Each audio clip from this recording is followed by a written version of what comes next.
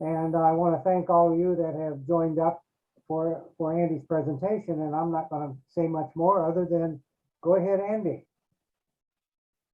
Okay, thank you. And thank you everybody for joining in the program today, Whoops, which is, it went back to, there you go. we set? Yeah, now it's set. All right. So we're going to just jump right into it. By way of quick introduction, just so that you'll know who I am. My name is Andy Wood. I am a coastal ecologist and a conservation educator.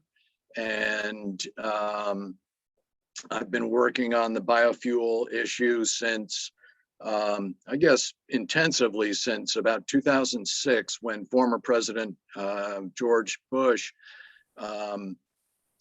held a State of the Union address where switchgrass was held out as the answer to our energy problem. And there's just not enough land in Canada and the US to grow enough switchgrass to make a significant impact on our energy demand. So the whole biofuel issue is sort of what led to my coining the term eco-sustain a biogreen, which is a sort of tongue-in-cheek term meant to raise attention to the fact that we need to be careful when seeing prefixes on products like eco or bio, or a claim made that something is sustainable. And the reason I say that regarding sustainable is there's really no way to prove if something we are doing is indeed sustainable, because sustainable is a future condition, or it's a future condition, and we can't predict what the future holds. So just beware of those prefixes. Don't be lulled into a false sense of security, which is what's happened with the term biofuel. Unfortunately, during climate talks going back to Tokyo and Paris Accords, there were plans put out that, well, biofuel could be a bridge fuel to help us with our energy demand. And when we talk about biofuel, we're talking about plant matter that's being burned to generate electricity. My area focus is here in southeastern North Carolina. And when we talk about biofuel, we're talking about an energy source to provide electricity to all of these lights that you see in this image.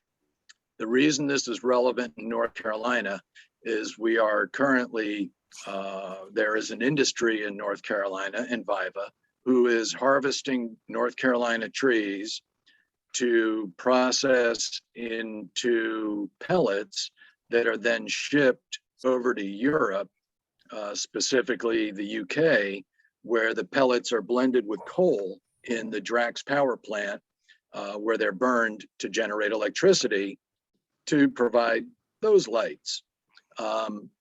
We were experimenting with burning wood to heat our caves about 1 million years ago with Homo erectus. It seems like in the 21st century, we would be ready to move on to something else. Sustainable development goals as laid out by the UN. I'm not going to go through all of these, but the UN is trying to figure out how we can move the human species into the next century. This is the Drax power plant I mentioned earlier, located in Eastern England, Northeast England. It's a large power plant, but it only produces about 1/10 of the UK's electric demand. It's currently a coal-fired plant, and they are burning North Carolina trees now as a strategy to reduce their consumption of coal. It's really kind of a silly idea because the wood is more expensive than the coal, and it also produces more electricity or more carbon dioxide than coal. A recent release of information from Drax is that they plan to double their pellet capacity by 2030. That's, like 8 years from now. which means ramping up from in North Carolina, that theoretically could mean going from seeing 45,000 acres of our state clear cut to provide wood pellets to something closer to 90,000 acres per year to provide wood pellets to electrify Europe so they can recharge their smartphone. The 3 points I want to make to underscore the folly of burning trees to electrify Europe. Wood pellets, when burned, emit more carbon dioxide than a fossil fuel per unit of energy. The release of carbon dioxide is much quicker when the wood is combusted than when it's allowed to just naturally decompose. And recapture by vegetation is not immediate and usually it requires decades to centuries to occur. The issue there is that the climate discussions have held that burning wood in Europe is carbon neutral. And there's a lot of words that I'm going to be showing on screen. And I know that's the wrong thing to do with a PowerPoint, but this is a very complex issue. And actually, I say that, it's really not very complex. But what I'm gonna jump to just one quick thing here. Well, what Enviva and Drax are claiming is that when we account for carbon dioxide production in the energy sector, they are counting carbon dioxide that's released where the trees are harvested. And then an accountant said, well, wait a second, if you're counting the carbon dioxide where the trees are harvested and you're counting the carbon dioxide where the trees are burned, that would be double counting. And everybody said, oh yeah, that's right. Oh, well, then let's just not count carbon dioxide. We'll just call it carbon neutral, which is insanity. That's just ridiculous. But politicians are easily swayed by accountants. And so the politicians in the climate discussion said, well, okay, burning trees to electrify Europe, carbon neutral, that sounds good. Let's do that. That's how we got here. It was simply somebody saying we can't double count burning carbon dioxide, burning trees. The habitats we're talking about look like this, that are being clear cut. We're not talking about plantation forests because at least here in the Southeast, because many of our plantation forests are pine, and pine is not a desirable tree to produce wood pellets because the energy derived from burning pine, the BTUs, British thermal units, is just a little more than half the heat energy generated from burning hardwood. So we're talking about natural habitats being clear cut, habitats that look just like this, that are many of them wetland habitats supporting hickory, which have the highest BTU per cord burned. So hickory is desired by the wood pellet industry. Hickory grows in wet or mesic habitats. And yes, trees eat trees. This is on the left, you can see this stump. And on the right, this is a bald cypress tree that was growing adjacent to another tree that got logged out about 100 years before this picture was taken. And you can see that cypress was growing around that previous stump. It's just a fun picture. But this is what you find in the swamps that are being clear cut to fuel the wood pellet industry. This is some of that habitat in over very far east Pender County, northeast Pender County. And then this is what it looks like adjacent just after a clear cut.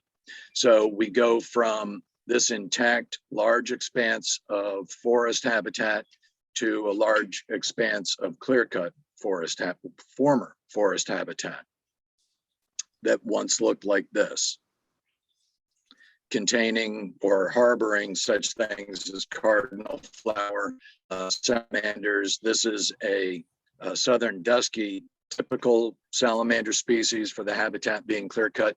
This is a female, that's her head. It's hard to see, but those are her eggs. This salamander places her eggs under a log and she stays with them. So when the 25-ton piece of logging equipment rolls through this habitat, that animal is summarily dispatched. This is a clear cut. And full disclosure, these trees were not harvested for wood pellet, they were harvested for paper. But all of those are swamp tupelo and cypress trees, along with some maple and water oak. But this is a clear cut. That's what a clear cut habitat looks like. This is what it looked like before the clear cut. These were the trees they left in place for what, I don't know why, but that's what they left of this entire forest habitat that was cleared. And Enviva makes claims, this is right off of their website. They're proud to work with thousands of landowners who manage their lands for various values. Enviva's assumption is that the extraction of living trees is the highest value for those trees. And landowners who manage the lands for habitats and aesthetics, harsh language, but be damned. The whole thing with wood pellets is the highest value of forest habitat is something you derive by cutting the tree, whether it's saw timber, pulpwood, or wood pellet. And to be clear, I'm not anti-forestry by any means. I use paper. I have a house that's wood frame. I get all of that. I'm adamantly opposed to wood pellet. Absolutely. That's just folly. So Enviva is also proud to offer forest certification to interested landowners. And the two groups they work with, Forest Stewardship Council and American Tree Farm System, they're both nonprofits, they're registered names.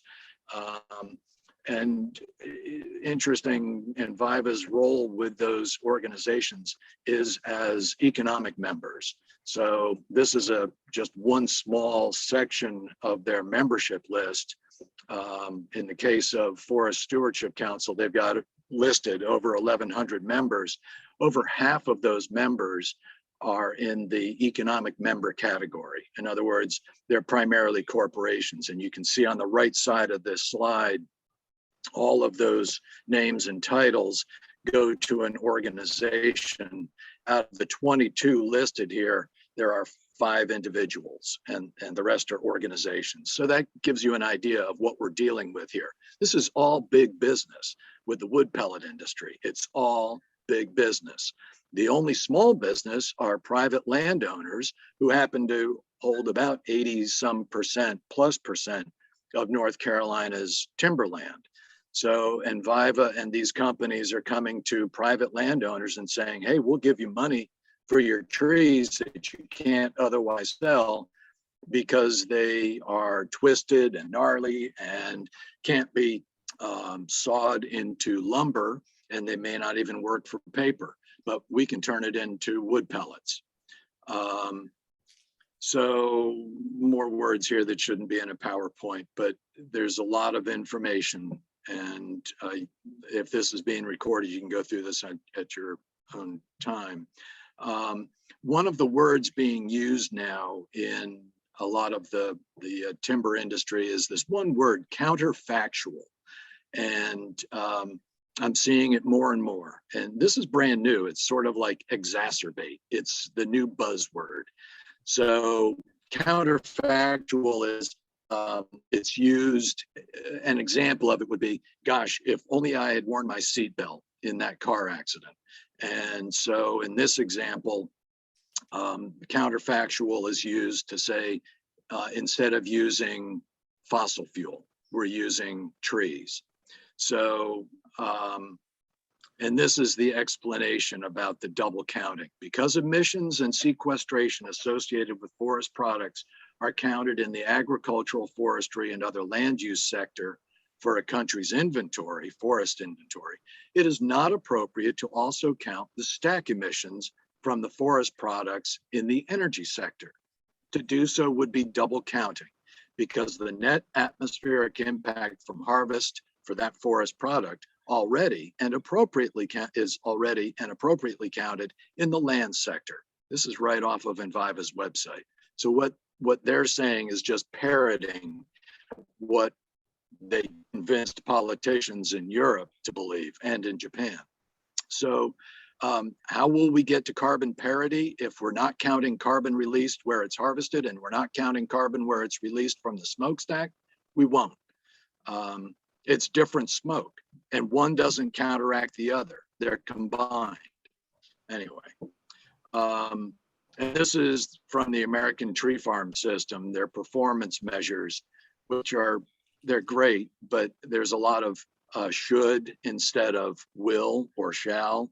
The landowner shall have and implement a written forest management plan. Sure, that's easy, but there's really no requirement in the wood pellet industry that after a forest is clear cut, there's no requirement for that landowner to replant that former forest habitat. They just are allowed to clear cut, and then it can be developed after the fact. So I'm going to blow through all of this stuff. We'll be here all day. But standard air and water soil protection, the landowner shall implement specific straight forestry best management plans appropriate to the property, and they shall consider a range of forest management activities to control pests, pathogens, and unwanted vegetation. And they shall use EPA approved and stored pesticides in their activity. Interestingly, in the fish, wildlife, biodiversity, and health section, forest management activities shall protect habitats and communities occupied by threatened and endangered species as required by law. That's not something that's required by Enviva or the American Tree Farm System. It's in the law. So, okay, I'm glad that they at least include it, but this is the one that really kind of galls me. Landowner should manage the visual impacts of forest management activities consistent with the size of the forest, the scale of intensity of forest management activities, and the location of the property. What this performance measure is saying is leave a buffer around your clear cut so that people will not see your clear cut from the highway. That's pretty much what they're saying.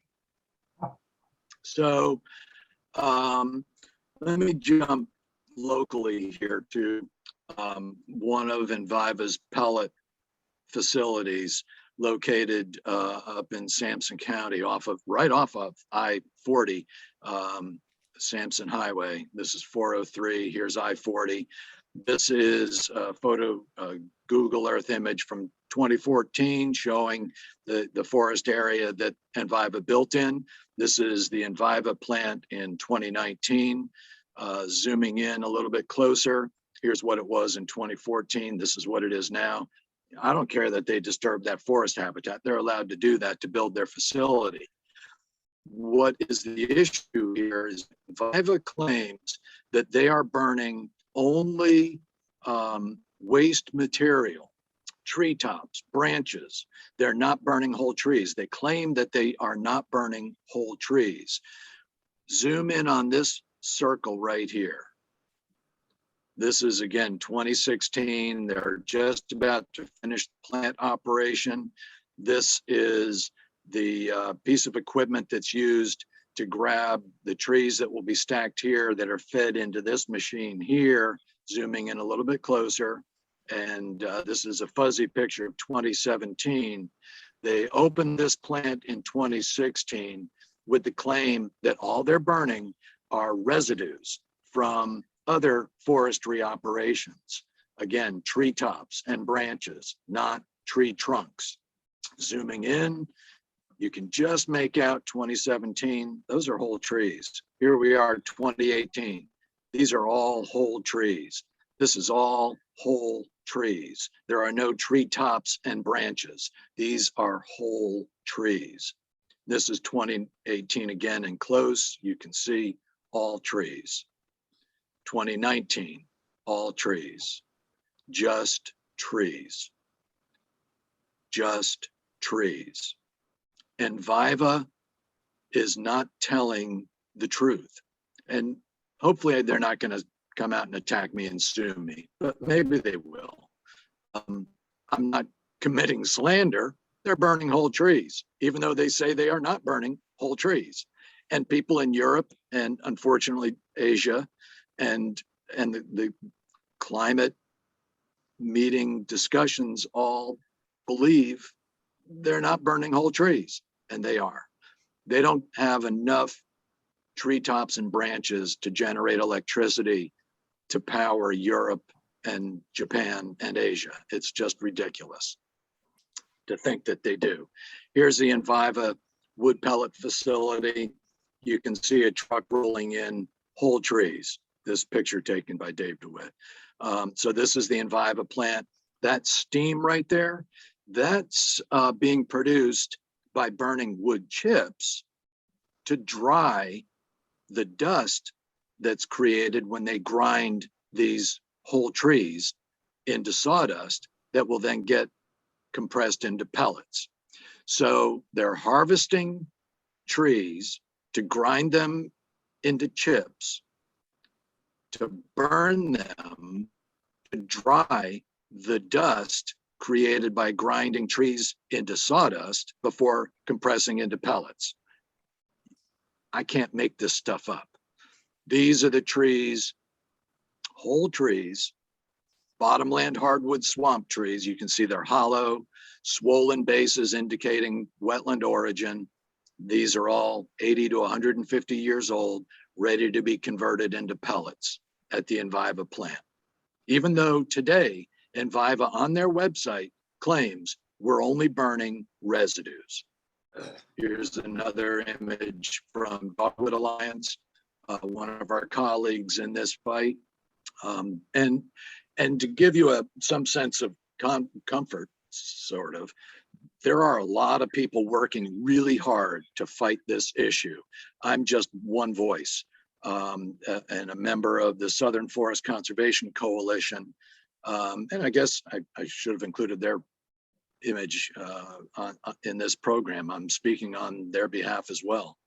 But we're working with Dogwood Alliance, Biofuel Watch in Europe, and organizations in Australia, New Zealand, South Africa, Chile, Indonesia. There are a lot of people working against this ridiculous idea of burning trees in the 21st century to generate electricity. It's just, it's nuts, but here we are. The flagship facility for Enviva is in Ahoskie, up in the northeast part of the state.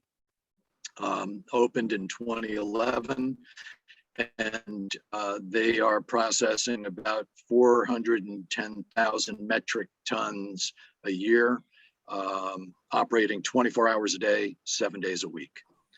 This is a video. I hope it will play for you. This is the equipment that's loading whole trees into this chipper to create chip. We know this truck went to the Ahoskie plant. This is provided by Tom Brennan, one of our colleagues in the anti-wood pellet fight.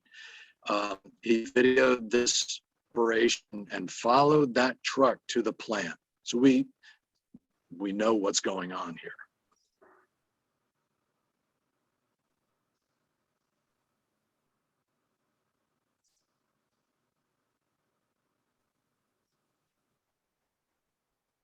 This is about just a 30-second video.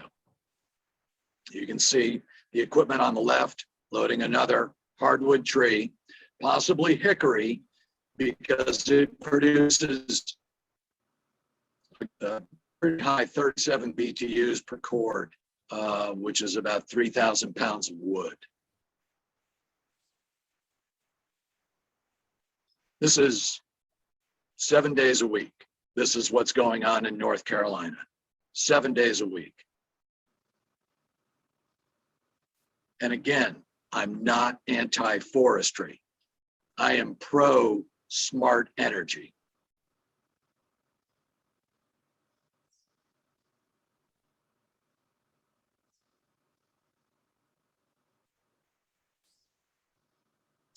That tree, when it was alive, was about probably 50 to 60 years old. And it's being ground into chips in the span of about 20 seconds. There it goes. Got that out of the way. Oop. So these are the kinds of trees that are being harvested in wetlands. Hollow cypress tree. And this is looking up into that tree, by the way, right there. That little object right there is this guy right here. Little green rat snake that's in that hollow tree. So Enviva says we're only burning wood material. Well, there are a lot of things that live in those hollow trees. Red bats and snakes, flying squirrels, other squirrels, bobcats, whatever's in that tree gets ground up with that tree. This is the wood pellet storage dome at the Wilmington State Port. This is one of the ships that is loaded with wood pellets and carried from Wilmington to England. This is a math exercise. Don't read all of the words. I'm going to blow through this quickly. So that ship right there is burning bunker fuel to travel 3,800 miles from Wilmington to Yorkshire, England. In the process, it's burning 1 gallon of bunker fuel, this guy right here, 1 gallon of bunker fuel for every 45 linear feet of distance covered. All told, it's going to burn about 437,000 gallons of bunker fuel, which is the most polluting fuel we have, to make that one crossing. 437,000 gallons. Their fuel capacity is probably 1 million, 1.5 million capacity. That's for 3,800 miles. In the process, because each gallon of fuel spews 23 pounds of carbon dioxide, that ship in that one crossing is going to produce 5,000 tons of carbon dioxide. Each tree that you saw getting chipped up, each year, one of those trees will sequester about 50 pounds of carbon dioxide. In order for trees to sequester 5,000 tons, it's going to take about 200,000 trees, which will occupy an area of about 1,000 square acres, about 1.5 miles square. That's an area that Enviva will clear cut in about 6 days. So 23 pounds of CO2 per gallon, 5,000 tons of CO2 per trip, 1,000 square acres of trees will be required to sequester that carbon in a year. So what I'm proposing is we ask Enviva to protect 1,000 acres of forest for each transatlantic ship crossing that they make to deliver North Carolina wood to England. Again, with the Eco Sustain BioGreen, just because it's got eco stamped on it, that doesn't mean that it's good for the environment. And here, this truck company, EcoBoost, that's got to be good for the environment. No. And Green for Life, they're talking about a garbage truck. And I'm all for wise handling of our garbage, but let's be honest about it. This is kind of lulling us into a false sense of security. Paint the truck green, call it green, and we won't feel so guilty about our impact on the environment. Low impact development, and I'm almost done here, Charlie. Low impact development in Canada and the US is connected back to the wood pellet industry, because with low impact development, we can still clear cut land. We can clear cut the forest and pave it over and call it low impact development because we're handling the stormwater in the US and Canada. They don't do it that way. Low impact development has a different definition in the UK. This is a wetland, or well, was wetland. This is a tract of land on the New Hanover-Pender line, and former woodland. It was just cleared in the last few weeks. You can see they're burning hundreds of tons of wood in this one pile. That pile right there contains probably 6 tons of wood. The one right here, probably 8 tons of wood. That's hundreds of tons of wood right here. All of that, there's thousands of tons that are being burned into the open air. So that's all not just carbon dioxide. That's a lot of carbon dioxide, but that's also a lot of soot. That's just straight up pollution. And when this project is done, it's in the Sidbury Savannah area, which is one of Coastal Plain Conservation Group's target areas. When they're done with that project, that's pretty much what it will look like. And because they're going to have stormwater ponds, and they're going to be collecting stormwater and converting it to those ponds, conveying it to those ponds, they'll be able to call this a low impact development. That will be called low impact development. So, and then with Landscape of Fear, we have our development, and we come in and spray pyrethrin. Pyrethrin's originating from flowers, so it's got to be safe for the environment. And we'll go to the store and buy all of that stuff, and it will go from our yards into those stormwater ponds. And then when we get, because the ponds are designed to receive 1.5 inches of rain in a single rain event, but we receive 5-inch rains with some regularity, all of that stuff will go straight into the creeks. So an interesting point to keep in mind with the labeling that you see on packaging, EPA will certify pesticides based not on research that proves its harmlessness to people, but based on whether the manufacturer's label on the package matches the text that the manufacturer sent to EPA. If the letter the manufacturer sent to EPA matches the label on the product, EPA says sell it. It's that simple. So interestingly, cooperative extension, some of the advantages of using organic pesticides, they're less harmful to beneficial insects. How in the world could anybody with a straight face say something like that? If it's a pesticide that kills a spider, not that a spider is a pest, that kills a roach, if it kills a roach, it's going to kill a bee. So here's a beneficial insect, a wheel bug, unfortunately eating a carpenter bee, but that's a beneficial insect. That's a beneficial insect. And a pesticide will kill both of those as readily as killing a roach. These are a couple of post-Hurricane Florence images showing some of the stuff that comes out of our garages during a flood. There's a lot of chemical pesticides and other compounds in this garage that got washed out into a stream in Pender County. This is all stuff that got washed into the Intracoastal Waterway. So when we think about consequences to the environment, it's all about people. My concern for the environment has everything to do with humans, as much as with bass, sunfish, mosquito fish, and daphnia. So a real quick exercise is think about a food pyramid. At the bottom of the pyramid, algae and plants that are eaten by snails.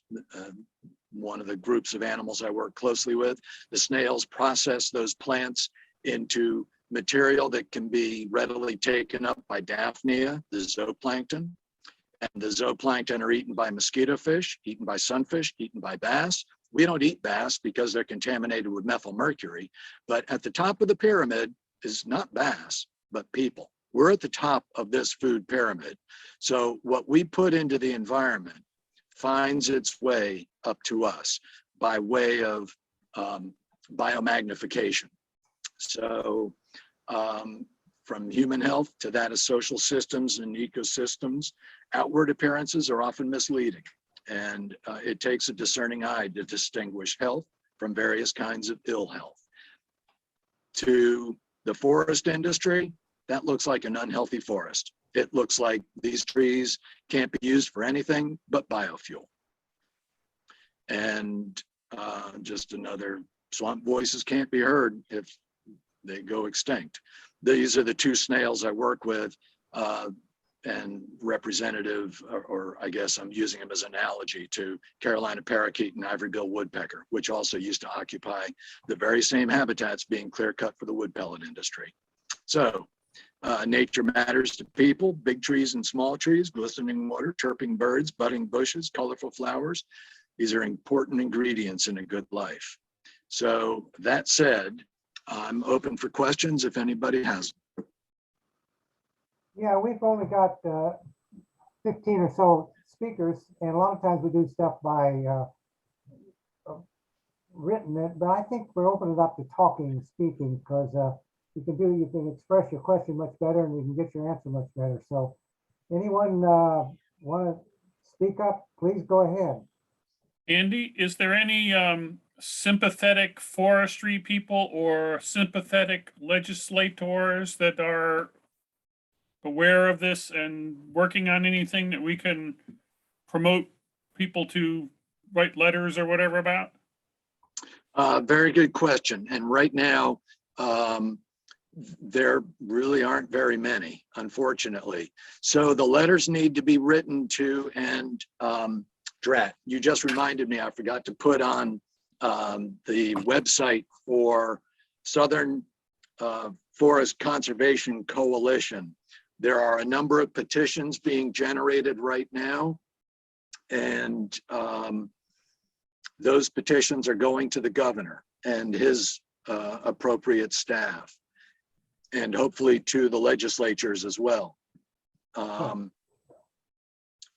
I don't know if I can put that together very quickly, but it's Southern Forest Conservation Coalition. Okay. And if you go to the interweb and enter those 4 words, you'll come to that website and see where you can get engaged. I appreciate that. I'm sure Enviva is a big political donor, so the legislators in that area, legislators in that area probably aren't too sympathetic.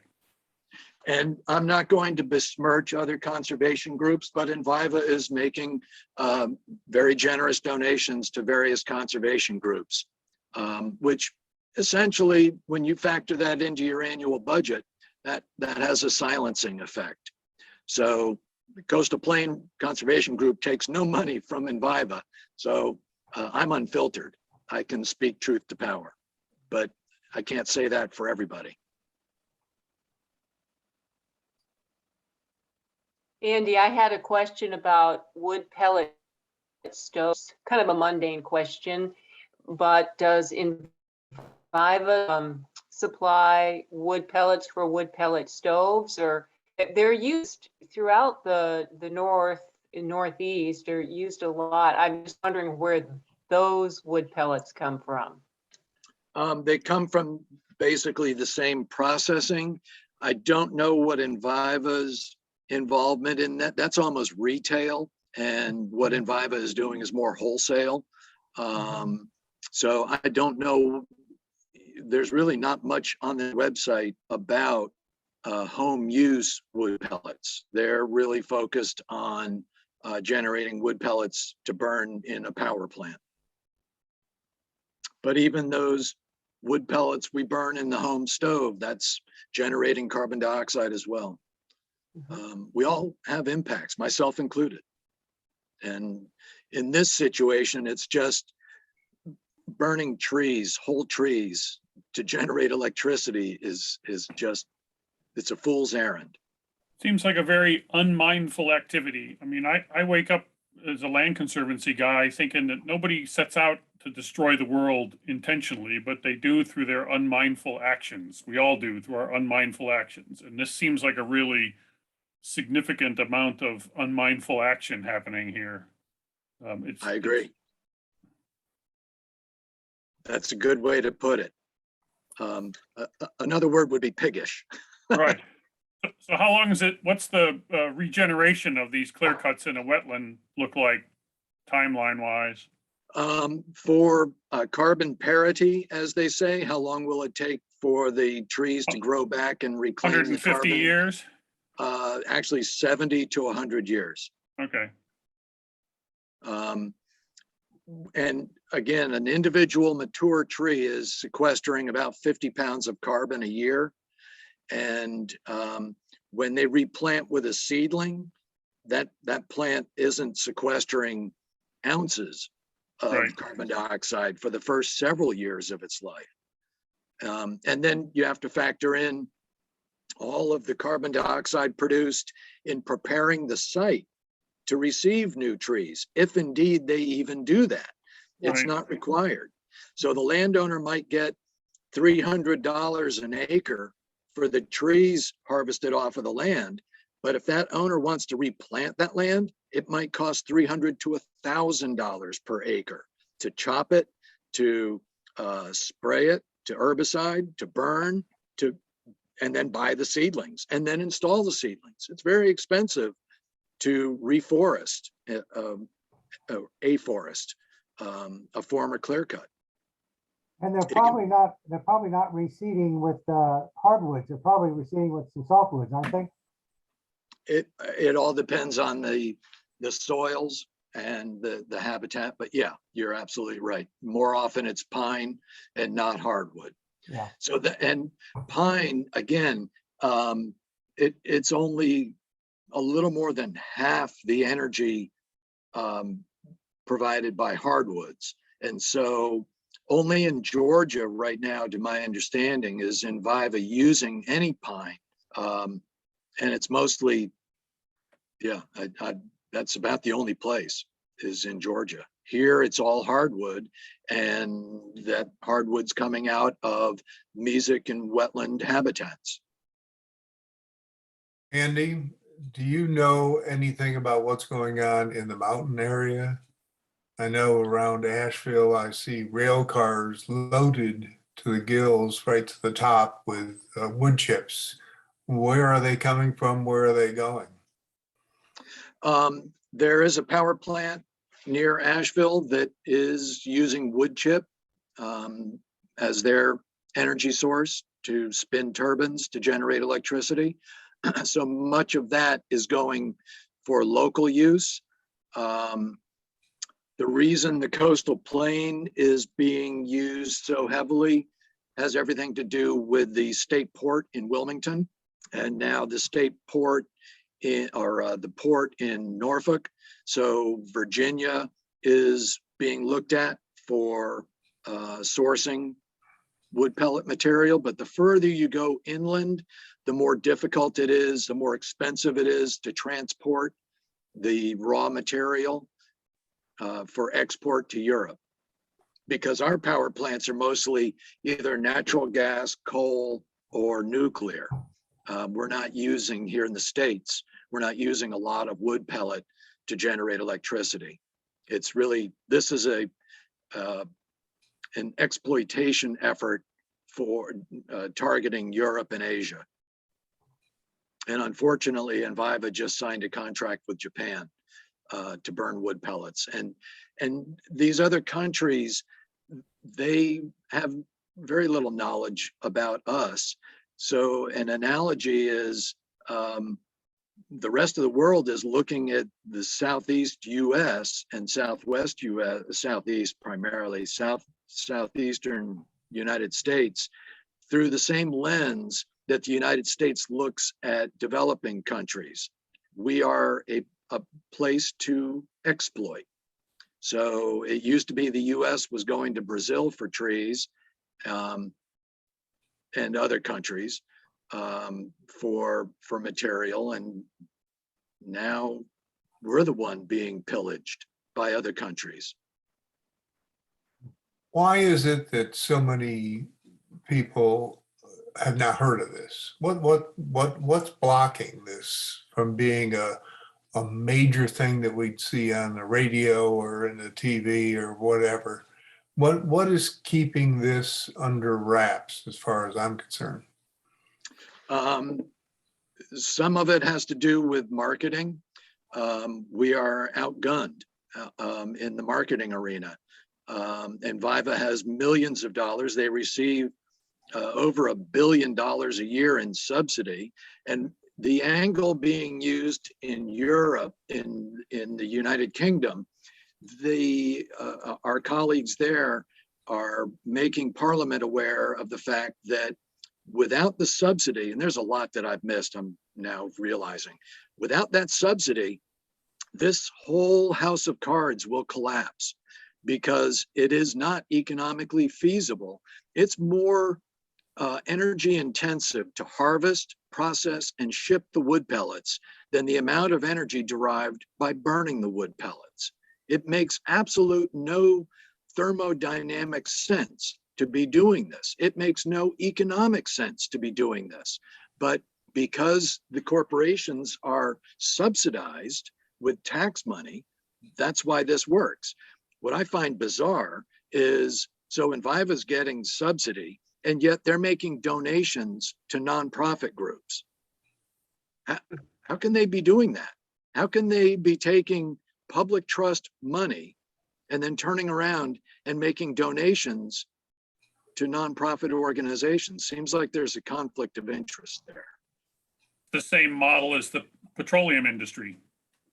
That's correct. And going back to 2009 to 12, when we were fighting for climate and energy legislation, ExxonMobil outspent all the environmental organizations 2-1, almost 2-1. ExxonMobil spent about $90 million in lobbying, whereas all the environmental groups, World Wildlife Fund, everybody, all of the environmental groups working for climate and energy legislation combined spent roughly $40 million. We were outspent by ExxonMobil alone. That doesn't include Texaco and Sunoco and all of the others. So in answer to your earlier question, part of the problem is we don't have the marketing budget that Enviva has. And they've got a marketing budget because they're getting $1 billion plus in tax subsidy. So education is the solution, but that's a long-term process. It's a long-term goal. It's a long-term process, I should say. So we've got a lot of work ahead. We have to educate policymakers, and we're doing that with programs like this, educating constituents. So what I would like to see is, let's take that $1 billion, instead of giving it to a corporation, let's give it to landowners to keep their trees standing and living, sequestering carbon dioxide right now, which is the most readily available tool in our toolbox to mitigate the consequences of climate change. They're talking about trying to invent something to sequester carbon dioxide. We're going to invent something that's going to require lots of concrete to build. We haven't developed the technology yet. We don't know if it's going to work. And it's something that is maybe going to come online in 25 years. Well, between now and 25 years from now, standing trees can sequester a lot of carbon dioxide. So let's pay private landowners, let's subsidize private landowners the equivalent amount that they would be getting paid by Enviva for their wood, which might be somewhere between $300 and $1,000 per acre. That's cheap. That's really cheap. Let's pay the landowner $300 to $1,000 per acre. And that way they can keep their trees standing for their children and grandchildren, and for all of us. It's a And public trust service. The unintended consequences would all be positive, as opposed to the unintended consequences of the pellet industry. Exactly. Exactly. Andy, so who's making the money? It's follow the money and you find out what's going on. Who is making the money? Who is taking the money out? Well, Enviva Who is is making the money. Enviva? Enviva is just another company. What? How It's are a they? corporation. How are- Shareholders. Shareholders, yeah. Shareholders are making the money. And interestingly enough, a real quick sidebar. Here in the Wilmington area, we have a power plant called the Sutton Power Plant, currently owned by Duke Energy. Several years ago, the shareholders of then Progress Energy voted to convert what was a coal-fired plant to natural gas. They made that decision not based on the environment. It wasn't like we know coal is bad. They made that decision based on economics because coal was expensive and natural gas was less expensive. So the shareholders voted to convert the plant from coal to natural gas. So we need to get to the shareholders, because what we're finding now is many of these large corporations have shareholders with a conscience. And when they learn about some of the negative consequences of their investment, those with ethics or that have empathy, we will make recommendation to the CEO for change. So unfortunately, the situation with Enviva is this is what they do. So the shareholders are going to either have to divest their investment in Enviva, or we're just going to have to outlaw burning American trees to electrify. How big is this Enviva? Can you compare it to ExxonMobil or Standard Oil or whatever companies are out there? Google, No, or, you know, I mean, it's- how are we talking about a big corporation making? It's got a billions of market dollars? capitalization of about $4.5 billion. So it's a big corporation, and their stock has been going up steadily for the last 5 years. Yep, but it dipped a little bit today. Not because of this program. Oh, But I hope so. it- Kick them again while they're down, Andy. Yeah, they're about $70 a share, $71 a share Yeah, right now. 74, yeah. Oh, it went back up. Drat. Oh, well, I wasn't speaking harshly enough. Hey, Andy, I heard several years ago that the subsidies over in Europe were in jeopardy, and I thought, oh boy, that's going to be the end of it, but obviously not. What is the effort over there to get rid of those subsidies? If that's the house of cards going to fall down with that, seems like a big effort should be put towards that. There was a paper released last month from Chatham House that was presented to the Parliament, and there we had a number of events take place around that release and around COP 26 in Glasgow. So there has been a major environmental awareness push on this issue in the last 6 weeks. So we're hoping that some of this information is going to resonate with Parliament and with some shareholders. We hope. Okay. Anybody else got any questions for Andy while we have him captured here? See, somebody's got a chat here. Let me see what that is about. Oh, they're thanking you. Good talk, Andy, and thanks for the information. Yes, indeed. And I encourage everybody to please go to Southern Forests Conservation Coalition. Will do. If you can, Thanks, Andy. You can put that on the chat and then everyone will have that. Can you take a minute to do that?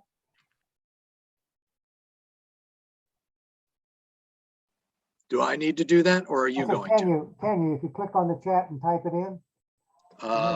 Click on chat and type it in, yes. We can wait for you. It's an important point. So the choice of doing it to everyone, I think.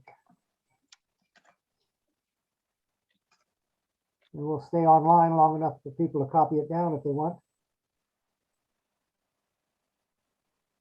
And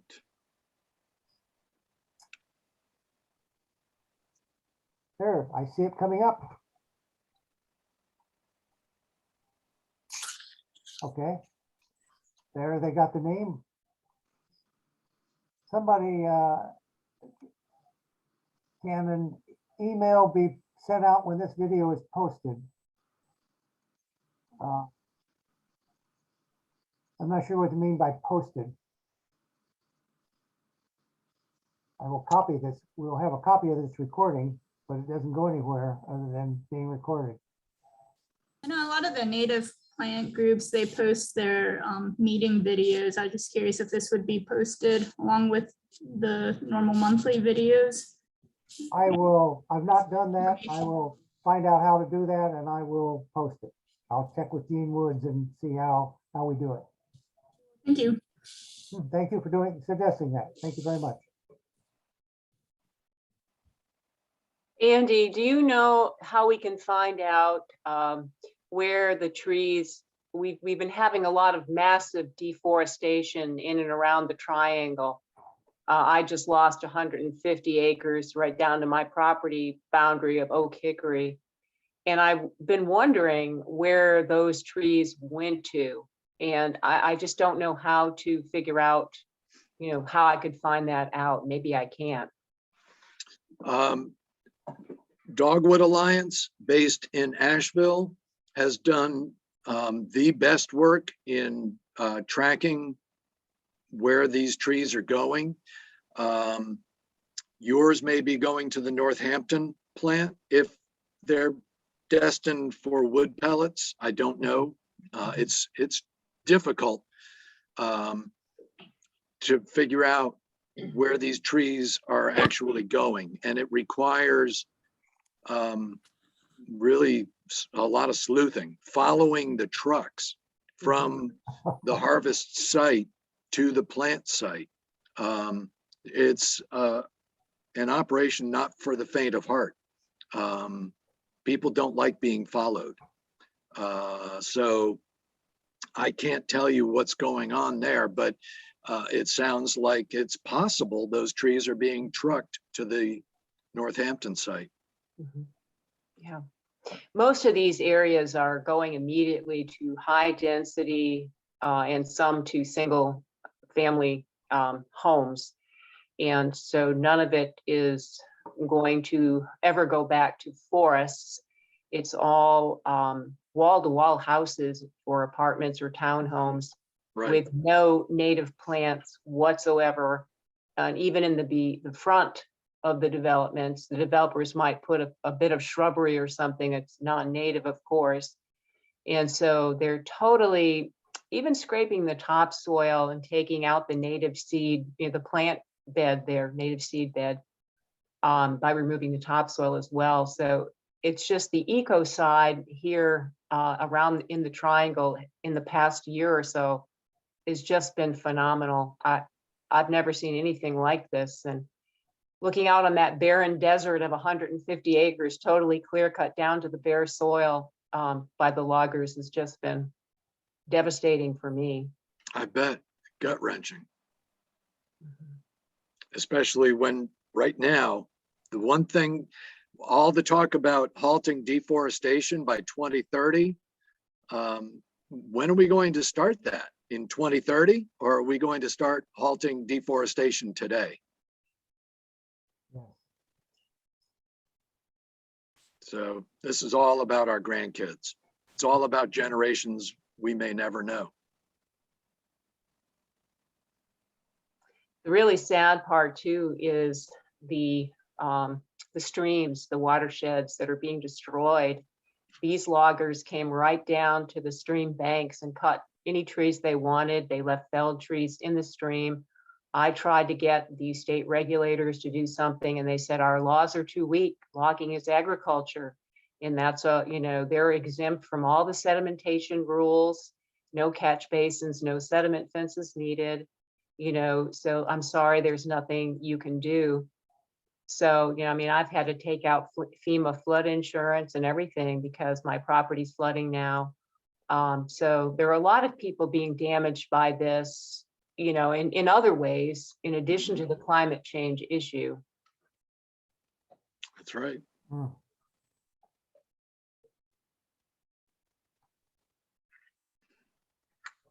Okay, well, I guess we'll wrap this up, Andy. Thank you so much for this, and to folks that participated, thank you all also. Yes, very much. I'd say I enjoyed it, but this is not so much. But I appreciate everybody staying for the program and joining us today. Yeah. Thanks. Yeah, the afterward talk was just valuable also. Well, I will go ahead and end this, and Okay. it will make the recording, and I will try to get the recording posted. I figure out how to do that from Jean Wood. She should be able to tell me. So again, thank you all, and have a good day. Thank you. It's most informative. Good. Thank you. So long, people. Stay safe. Thank you.